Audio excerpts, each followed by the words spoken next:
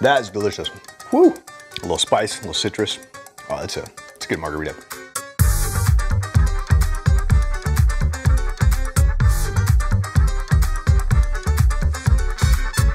So, one of the biggest objections I'm hearing about why people don't want to buy right now is because interest rates are higher. We saw massive changes in interest rates over the last, year, right? It's been crazy. What happens with interest rates is as interest rates get higher, this does erode some buying power. If you were qualified to buy a $500,000 house back when the rate was 3% and you barely qualified for that loan, well, now that rates are around 7%, you're more than likely not going to qualify for as high as an amount. Well, that can definitely hurt the buying power. So I hear you there. However, if you are eligible to purchase the home in your price range with current rates, I want to explain to you exactly why buying in a higher interest rate environment is actually way smarter than when rates get lower. First of all, let's talk a little bit about home values. So I know I've shared in past videos how the news loves to scare us that we're in a housing crisis, that we're in a bubble, that everything's gonna pop, that it's a bad time to buy. They've been sharing that for the past 8 or 9 years, almost a decade, right? Well, if you look back historically, prior to the past 6 months, for the most recent 6 months, and again, we're in March of 2023 right now, for the past 6 months, home values on average has actually come down slightly, which means the values are no longer going up, they've kind of come down a little bit. However, did you know before that 6 months, they were on a 10-year and 1-month run for increasing in value. So for 10 years, home prices have been going like this. They've been going nice and steady, and it's not always in a straight line. Keep in mind when things go up, could be little dips here and there, but the overall trend line is up. The last 6 months, we've been kind of down a little bit. So when is the best possible time to buy, right? If you're one of those people that thinks you can time the market, let's think about the best time to buy. Put it in a U format, right? And those little dips that we have, we're gonna turn the V into a U. The goal would be to buy at the very bottom of that U. You've all heard buy the dip. If you can buy at that very bottom, you're gonna get the best possible price on that home before the value starts to increase. Well, when's the next best time to buy? Let's just say none of us are smart enough to know when that bottom is. I know I don't know when it is, but the next best place to buy is when the curve is on its way down. Yes, even if it gets even lower after you buy, even if your home value decreases slightly after you buy it,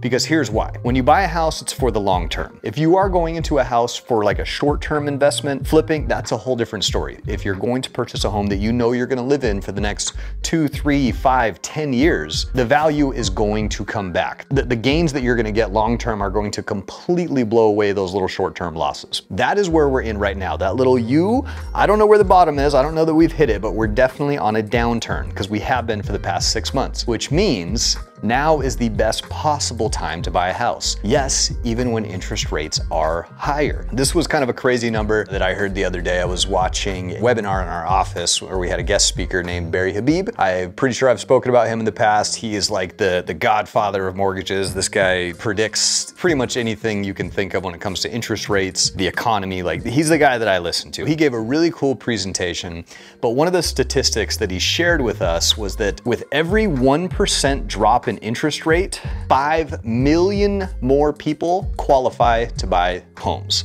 5 million. So let's think about that. Who remembers 2021, 2020 when interest rates went crazy low and everybody wanted to buy a house? Massive bidding wars, right? We had 20, 30 people lined up outside an open house waiting to get in, waiting to get their offer. Listing agents had the time of their life. They could list a house for sale at whatever price they wanted, and they know they were gonna get it or higher because that was the market that we were in. Why? Because interest rates were so low. Interest rates will always dictate where the market's going. So as you can see, with higher interest rates right now, less people are buying. It is less affordable. I get that. I understand that there are certain people, they qualified for a certain dollar amount. Now that the one that they do qualify with interest rates, there may not be a home in that actual price range. For those individuals, yeah, you're gonna have to kind of wait until interest rates go down. There's no way around that. But if you are eligible, even at a higher rate, there is still opportunity. Let's look at today when there are less buyers. And again, everything comes back to supply versus demand, right? rate. That's what drives price, along with interest rates. You find a house you want and you qualify for it, even though the rate is 7%. What if I could show you how to get 5% on that rate today and have the seller pay for it? That's the difference between now and waiting for rates to come down to 5. Right now you have an opportunity. So let's say it's a $350,000 house. You're gonna do the minimum down as a first-time home buyer, which is 3%. So 3% of 350 is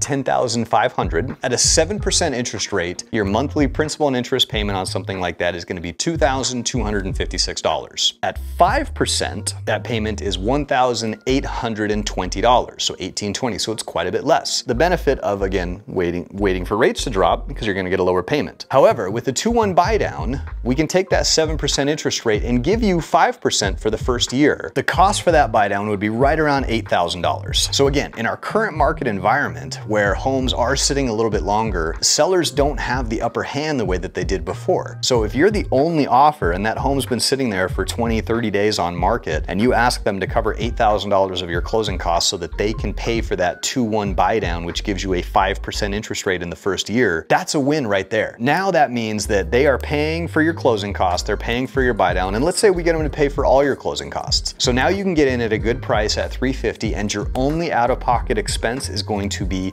the down payment itself.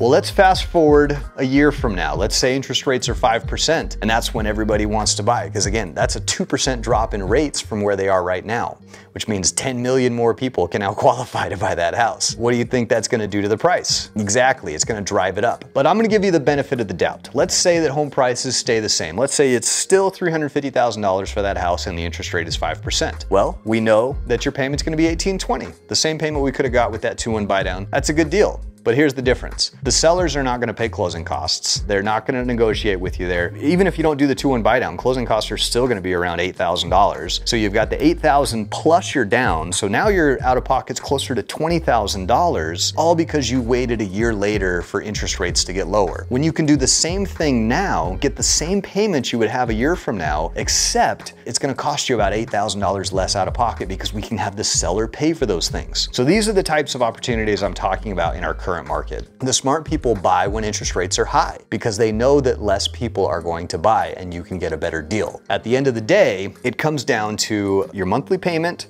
and the price you're getting that house. So if you can get that price at a deal today, a year from now, when rates finally get lower, even let's say it's 2 years, let's say it takes a little longer than we planned. By the time it gets there, that home is gonna be more and more expensive and there's gonna be more people to compete with when it comes to buying that house. And that is why I feel that we just have a tremendous opportunity in front of us right now. So I'm gonna go ahead and make a prediction. I do think that we are gonna see interest rates drop, ideally into the 5s. I think it's gonna happen June 10th is when we're gonna see the most significant differences in that because of the data that will be coming out around inflation. So it's March 1st right now, but I want you to circle June 10th on your calendars. That way we can go back to this video and see if I'm right and see what interest rates are doing. The average rate as of today is right around 7%. I do think that's gonna significantly drop in the next few months. Before that happens, now is the time to get pre-qualified, to look at your options, find out how much you can afford. Maybe it doesn't work right now and we do have to wait, but you're never gonna know until you start that pre-qualification process and you get the ball rolling. Because again, right now we have an opportunity where we can get sellers to pay for these things. They can cover all of it. So you can keep your out-of-pocket low, you're gonna be up against less buyers that are wanting to buy that same house, and you can still get the same or lower payments you would as if you waited for interest rates to get lower. So there you have it, guys. I think this is a slam dunk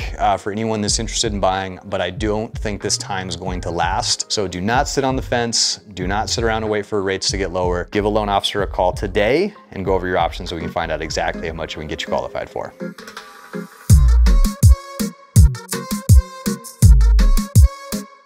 Like I'm all professional now with my apron and everything, trying to be more legit here. Recently, a friend of mine hooked me up with this legit Bidders of the Month club from a company called El Guapo, which is super fitting because in Spanish, El Guapo means the handsome. I mean, come on now, the handsome right here. These are called Fuego bitters. They have habanero, jalapeno, Thai chili, and lime in these bitters. So little bit spicy. The simple syrup that it came with is called a lime cordial. This is just a lime flavored simple syrup. These bottles are legit. They're like it looks like they're like hand dipped in wax, similar to like a Maker's Mark bottle. So when they send you your Bitters of the Month Club, you get a little cocktail recipe to go with it. So luckily I actually had absolutely everything on this list already. So today's cocktail is called the Tajin Margarita. It's similar to a margarita, but it's gonna be a little spicy. And instead of tequila, we're gonna be using mezcal. So I know, again, I've talked about mezcal in the past, like a more smoky tequila. Again, it's just really good. So this one is called the El Silencio mezcal. And then we're gonna add lemon juice instead of lime juice, as well as some contru, which is an orange liqueur. And then of course our bitters, and we're gonna have a little extra fun as well. The first part of this cocktail is we're going to rim the glass. We're gonna rim it with Tajin. So Tajin is like a chili lime, you know, pretty much everyone in Arizona knows what Tajin is. They recommended rimming it in water and then shaking the Tajin over the top so it sticks there. But what I'm gonna do is I actually had this Tajin chamoy. So if you don't know what chamoy is, it's like a fruity hot sauce is like the best way I can do it. It's really good on fruit and just all kinds of good stuff. So we're gonna use the chamoy, the wet part of it, so we have the Tajin to stick to the chamoy. It's gonna give it an extra added flavor, and it just looks really cool. So these are my little margarita glasses. So now that we've got the chamoy rimmed on there, you're just gonna take your Tajin and you're just gonna kinda dash it over the top so it sticks to the glass. Probably should have done this over the sink, but whatever. My house, I can do what I want, right? I just make more of a mess. But you wanna get that nice and coated. Okay, there is our Tajin and chamoy rim right there. I mean, it already looks cool. I'm not even a drink in it. It's a shaken cocktail because there's citrus in it. Anytime you are using citrus in a cocktail, you always want to shake it. It's going to dilute it. It's going to get a little bit colder, but it brings all the flavors together when you're using citrus, because citrus by itself is kind of strong, and then we're actually not even going to use that much of it. The mezcal. We're going to use 2 ounces of the mezcal and then pour it into the shaker. And we're gonna take some lemon juice. I was feeling lazy today and didn't bust out the fresh lemons because I happen to have this just organic lemon juice. Typically with a margarita, when you're using lime juice, you use like a ½ ounce of it, sometimes even a full ounce. I'm only gonna use a ¼ ounce of this lemon juice because, again, lemon juice by itself is already pretty pungent. So we don't wanna overpower this cocktail with the citrus.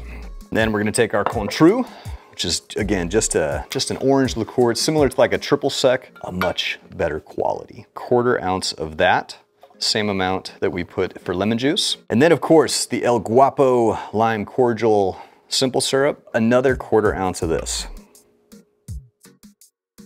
Kind of thick, interesting. So a ¼ ounce of that. Ooh, actually smells good.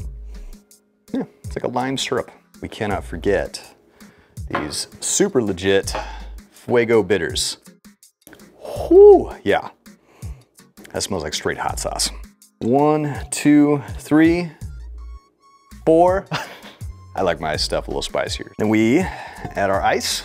Or actually, before I do that, let me get the ice cube in that guy. Drop that in the glass. Ready to rock. Now we need our ice for shaking.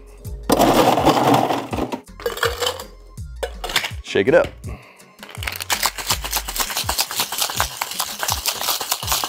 You want to shake it till your hand gets cold. And then we pour. And we have the Tajin Margarita.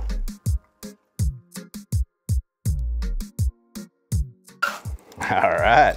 You gotta garnish everything. This is like a regular cocktail, and this is what takes it to that next level. I don't know why, it just does. These are a great little hack if you don't have fresh citrus around all the time and you just need a fun little garnish. These are just dehydrated limes. And so you just throw some limes in a dehydrator or at a low temp on the oven. It was really cool is they turn kind of black, so kind of like a rustic. So we're just gonna put that right on top. So there it is, Tajin Margarita.